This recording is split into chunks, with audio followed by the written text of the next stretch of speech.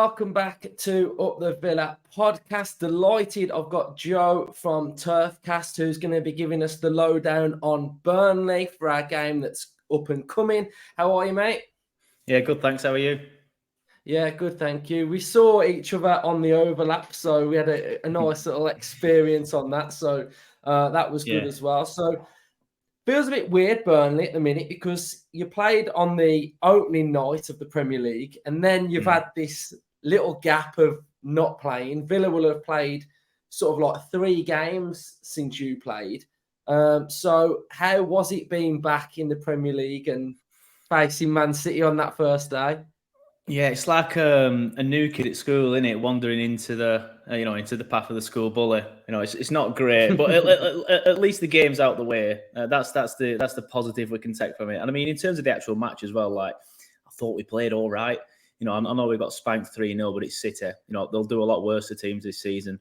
I thought we did okay. I thought we showed a good side of the new Burnley, because I think a lot of people who didn't watch the Championship last season would have just expected us to sit back and do what we used to do in the Sean Dyche. But, we pressed it. We didn't get much joy, admittedly.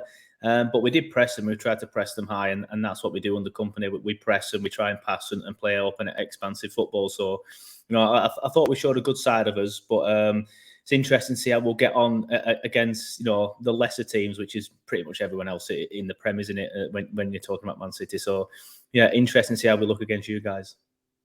Yeah, I felt like you played well. I felt like in that first half as well, after, I can't remember what minute it was, but you actually started getting on the ball. I couldn't believe it. Like, for God's sake, we're back. Third minute, 1-0 down already. No, but you know what? I actually felt like there was a phase where you were playing quite well. You were getting a little bit of joy against them, so it was really good, to be fair. So obviously, for most football fans, when you think of Burnley, I mean, initially you'll probably think of Sean Dyche, Burnley. Yeah, sure. Very like Route 1 type of football, but that's sort of like gone out the window now with Vincent Kompany. So he has sort of transformed Burnley, and he's changed that narrative completely, because your styles on the way that you play are like completely different now. So talk to us a bit about like Kompany, what's he brought, the style of football that you're playing, and how good is it to watch that type of football now? Yeah, it's you know what, when we were under Sean Dyche, I used to quite like it. I used to quite like the fact that we go to places like Anfield and Arsenal, stink the place out and get a 1-0 win, and then they'd all cry on Twitter. I loved it. I lived for it. But the last 18 months of his reign, it was difficult because the football was bad. But when you're playing bad football and winning games, I'm not bothered. Like I'm a Burnley fan. I watch Man City, Liverpool to be entertained. I watch Burnley because it's my club, and I want to win. I want to see them win and succeed.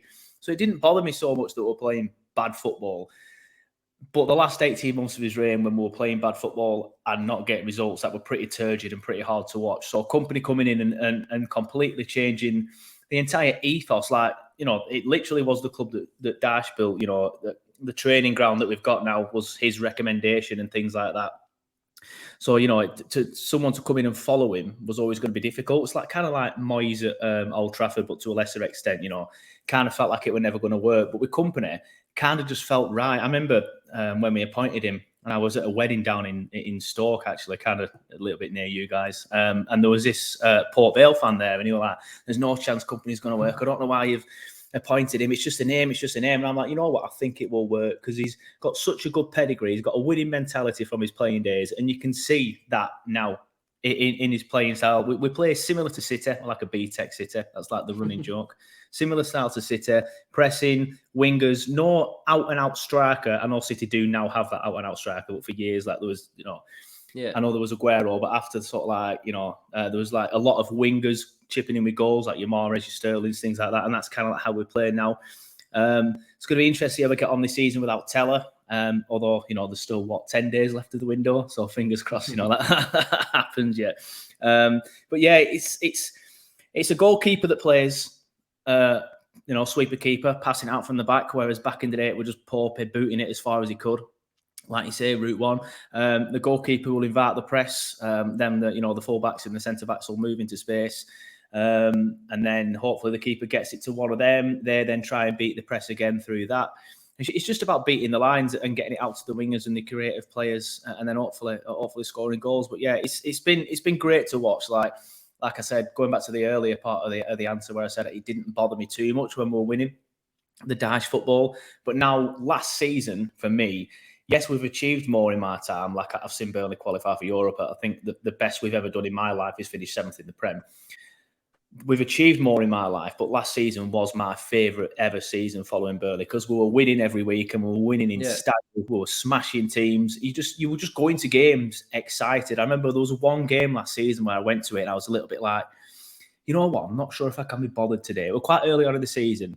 And then we went there, and I think it was before we beat Swansea 4-0. And I'm thinking, like, why were I bothered? Like, this is a hangover from the end of the Daesh. Like, it used to become a chore going to games. Like, you'd look at the fixture list for the weekend, you'd be like, for God's sake, we've got Man United at home. I can't really be bothered. Shall I just go to Trafford Centre with Mrs. and little boy? You know what I mean? And that kind of feeling kind of went into the start of last season. But then I had that moment where I'm like, can I be bothered? Then we smashed Swansea. I'm like, this is amazing. And then every single game after that, we're buzzing, waking up on Saturdays. And that's where we're still at the minute. We'll see how I feel at Christmas. But yeah, I'm sure we'll get into it. But, you know, I think we'll surprise a lot of people this season with how well we play and how well we're doing in the league. Yeah, so that kind of leads me on now to like, what is the aim this year? I mean, obviously the aim's to stay up, but do you feel like this company style can translate to doing well this season in the league? And I'm talking like above sort of like 15th, above being in a relegation battle. Do you think you can be out of that, or are you expecting it to be quite difficult? Or, you know, what's your feeling on how it is going to be in the Premier League?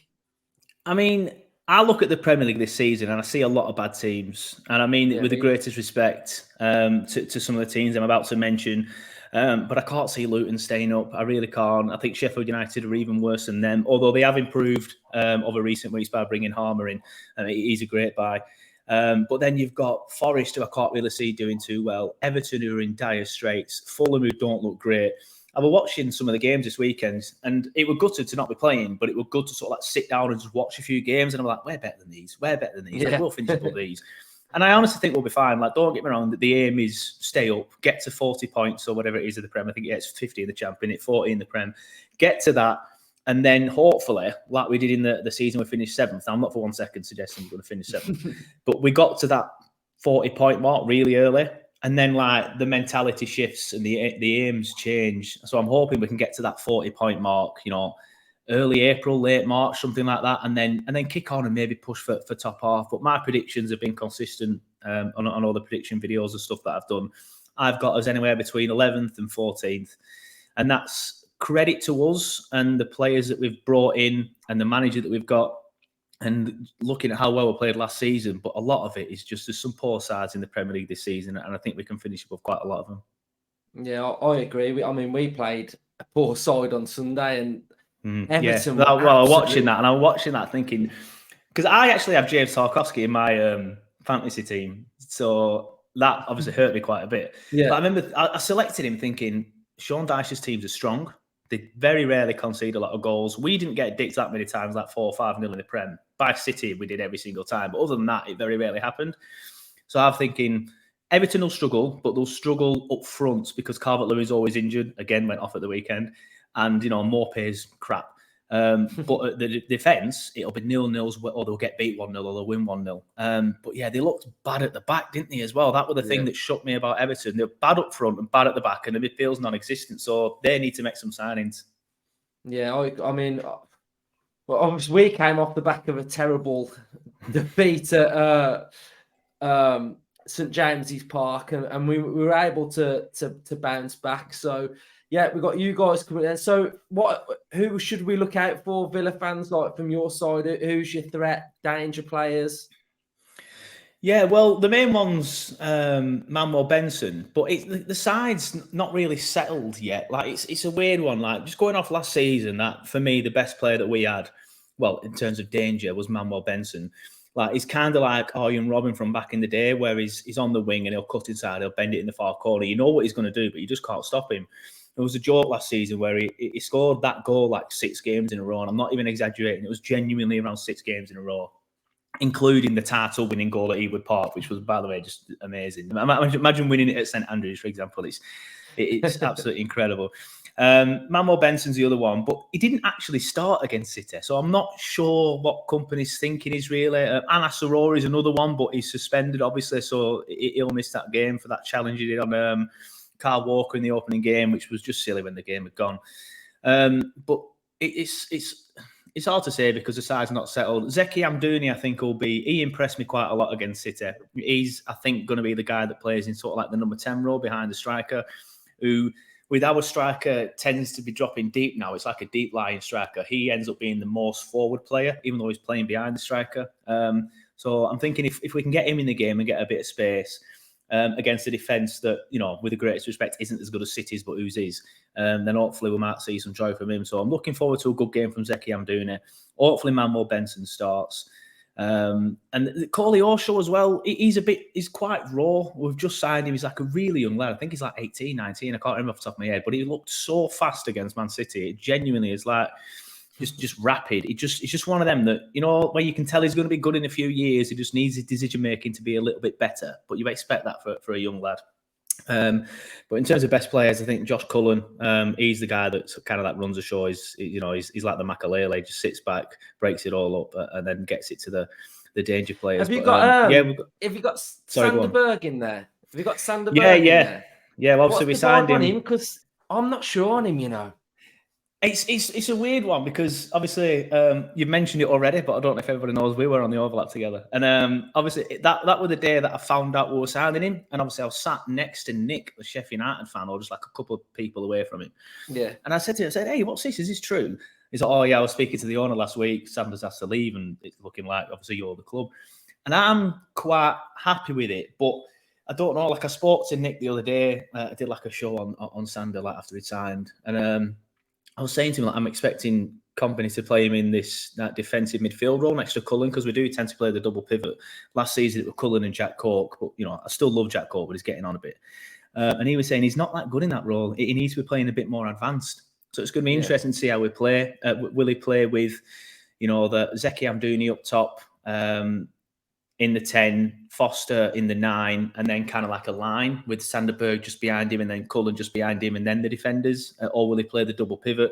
It's interesting. I think he's a good player. I think maybe the Premier League might just be like his level, like mid-table Prem might just be his level. But Sheffield United fans, when they first signed him, they were all saying, this guy's going to a Champions League club and stuff. So hopefully he can kickstart his career under a good manager. I don't mean that with any disrespect to Paul Eckingbottom, but hopefully Vincent Kompany can find something better for him, because it does look like he's stagnated a little bit in the last 2 years at Sheffield United, but hopefully he can get his form back at Burnley.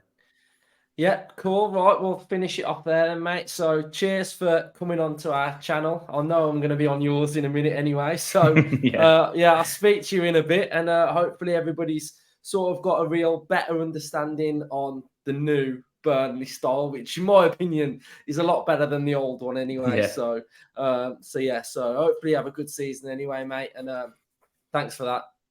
Yeah, cheers.